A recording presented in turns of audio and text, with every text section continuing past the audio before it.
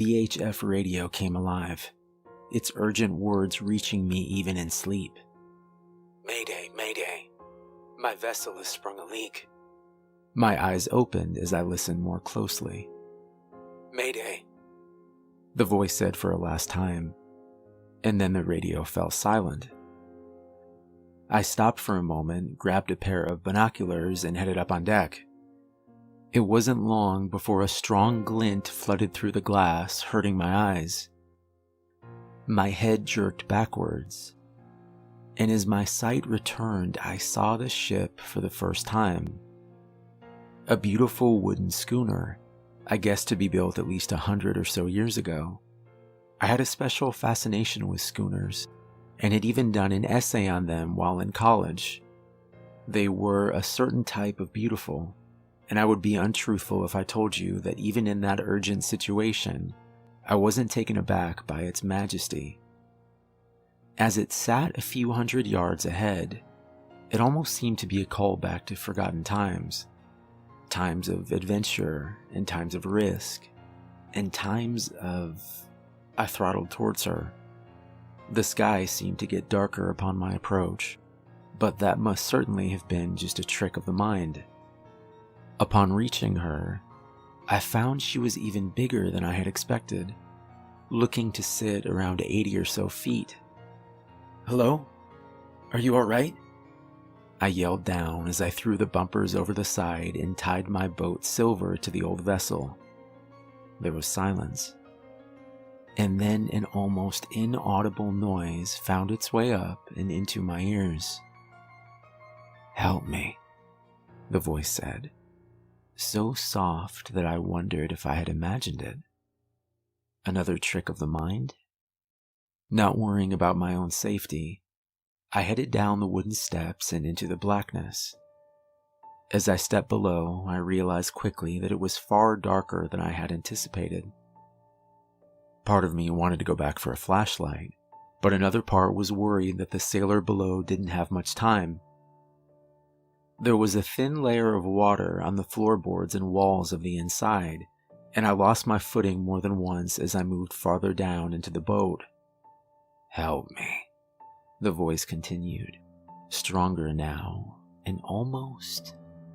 No, my mind was playing tricks on me again. The voice couldn't have seemed hungry. I pushed those thoughts aside. "Where are you?" I asked nervously. "I can't see a thing." "Here," the voice replied. It wasn't until I saw the yellow eyes staring back at me that I realized two things in the matter of an instant.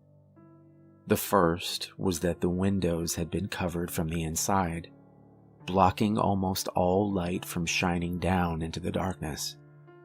The second was that the liquid covering the floor and walls was not water at all. It was much too thick for that.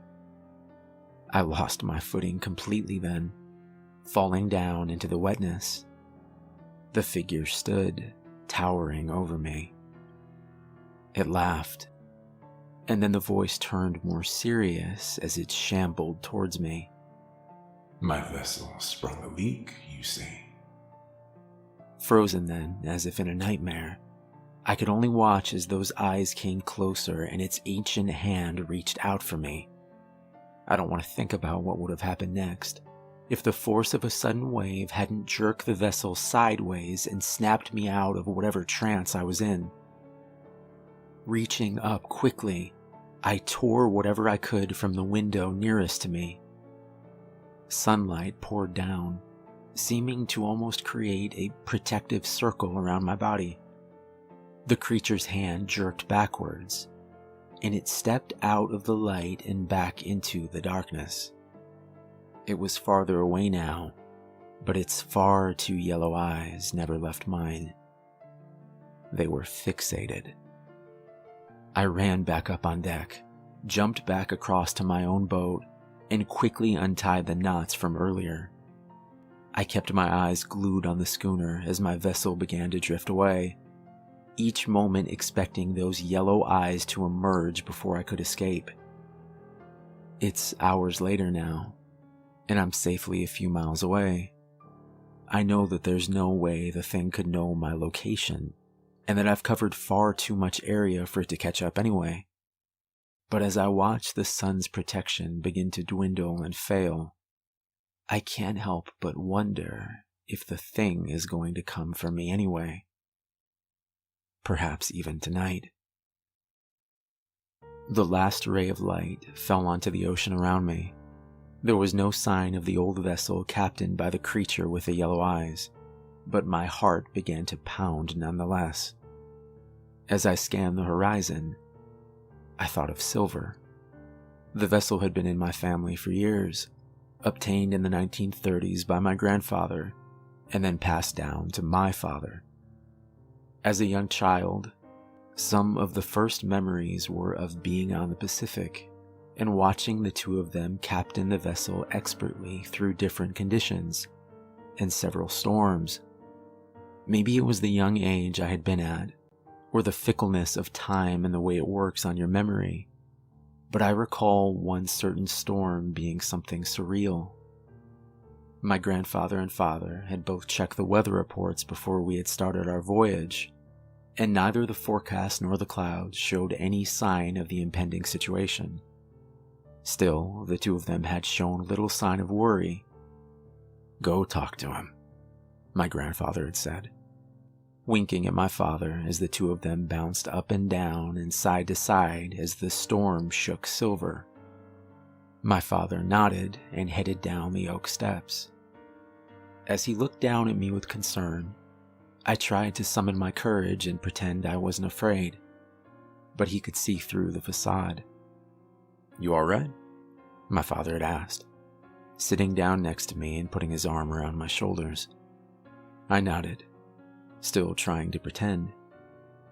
It's okay to be afraid. We sat there together as the boat tossed and turned in the storm. "But you're not afraid," I said honestly. He chuckled at that. "I certainly was at your age." "When did you stop being afraid?" His eyes met mine, and then he glanced over at a silver cross hanging from a hook on the main beam of the vessel. I had never noticed it before.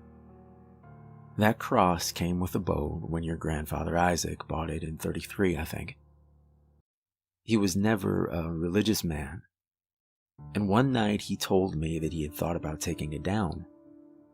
He had reached up towards it, put his hand on its cool surface, and then some type of feeling washed over him. My father had chuckled again. I'm rambling now," he said then, pausing for a short time before continuing. His blue eyes looked down into mine. "Point is, there's something special about this boat. Your grandfather Isaac knows it. I know it. And someday when it's yours, well, I think you'll know it too." The wind picked up then, and as I held closer to my father, I was sure that any second the boat would capsize, and the three of us would drift down together into the darkness of the ocean. He held me close and spoke quietly to me then. "The wind and the rain, the swells, they're all out there, yes, but they can't get through these walls. Not in all my time have I seen anything come close to bringing silver down." His face drew closer then as he whispered, "All we need do is outlast the storm."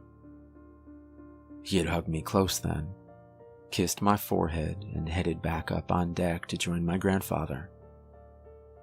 The memory was old. I was now in my 30s, the two of them having passed away consecutive months, only a few years after that day. But I remember it clearly. My focus came back to the present, as I thought I saw the faint outline of a ship far off in the darkness. Maybe it was my imagination again, but I turned the engine just in case and throttled due east. There would be no sleep tonight. Letting the boat take over, I sat down at the table below, flicked on the lamp, and went over my situation. Not much fuel left, and still a day or more from land. Though I couldn't explain it, the radio had stopped working after I had come across the schooner. It was still in functional condition as far as I could tell, yet I wasn't able to reach the Coast Guard or any other ship for assistance.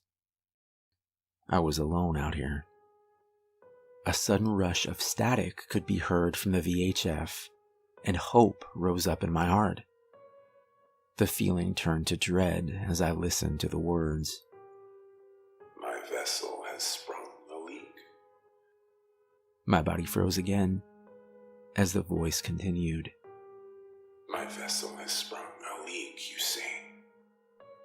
I somehow knew then that the schooner was close now, and those yellow eyes were getting closer. But I couldn't move or run. I was frozen again. An unexpected gust of wind came suddenly then, and Silver jerked heavily to its port side. Coming to my senses again, I ripped the radio out of the wall and stomped on it as strongly as I could. I rushed up on deck just in time. The schooner was no more than 50 yards away. Horror fell over me as I watched it gain slowly, the yellow eyes of the tall creature standing out in the darkness. The only thing I could see clearly was a single lamp being lit and held up by the creature. For the first time, I could make out its form completely. I think I almost died right then and there, as the tall thing grinned over at me. I saw the thinness of the thing, and the blood oozing out slowly from a wound on its chest. My vessel has sprung a leak, I said aloud to myself. Not worrying about anything but escaping then, I set the engine as high as it could go and stared back at the creature. The roar of Silver was as loud as I'd ever heard it then, and it seemed to silence the words of the thing holding the lantern as it followed closely behind. It's been 2 hours now, with my vessel at full power. The schooner behind us and the creature aren't getting any closer, but we aren't outrunning them either. And those yellow eyes have stayed fixated on me every single moment. I can't call for help on the radio, and God knows I don't want to check the gas meter for the engine. Silver hasn't failed me yet, and I only pray she's fast enough to outrun the horror behind us. Maybe, just maybe, we can make it till the morning.